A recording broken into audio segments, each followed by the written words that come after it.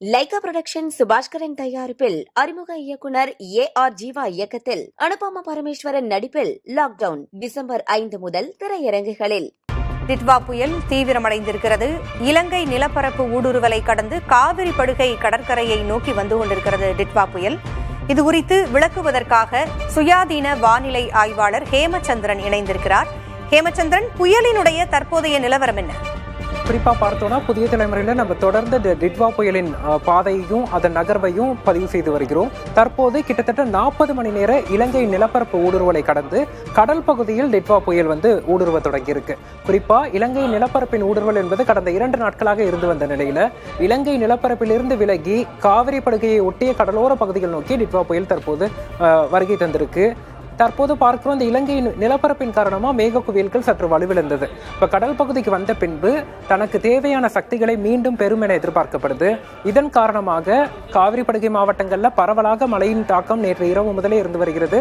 அதிகபட்சமா கோடியக்கரையில் 25 சென்டிமீட்டர் மழை பதிவாகியிருக்கு. வரக்கூடிய மணி நேரத்துல மழையின் தாக்கம் மேலும் அதிகரிக்கும் எதிர்பார்க்கப்படுது. குறிப்பா அடுத்த 12 மணி நேரத்திற்கு டிட்வா புயல் மிக மெதுவாக நகரும். காவிரி படுகை கடலோர பகுதிகளிலேயே இன்று நள்ளிரவு வரைக்கும் நீடித்து மழைப்பொழிவு கொடுக்கும் எதிர்பார்க்கப்படுது.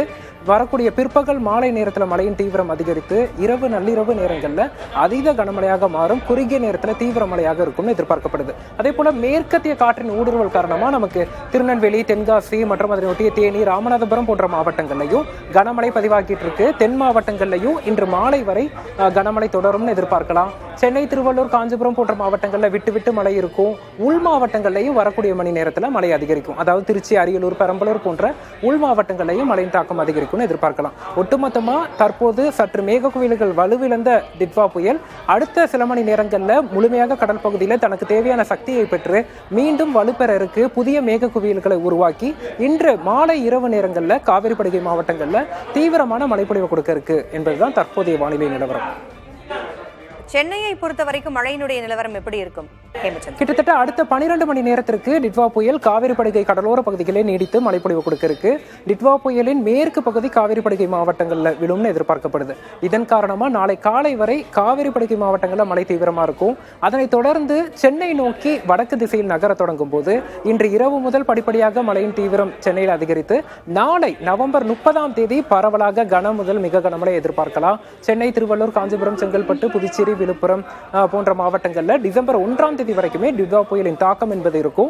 அதே போல டிட்வா புயல் சென்னைக்கு அருகே வரக்கூடிய நேரத்தில் வலுவிழக்காமல் புயலாகவே வருகை தர வாய்ப்புகள் இருக்கு. அது குறித்து வரக்கூடிய மணி நேரங்களில் நம்ம தொடர்ந்து பார்ப்போம். புயலின் நகர்வு குறித்து விளக்கியமைக்க நன்றி ஹேமச்சந்திரன்.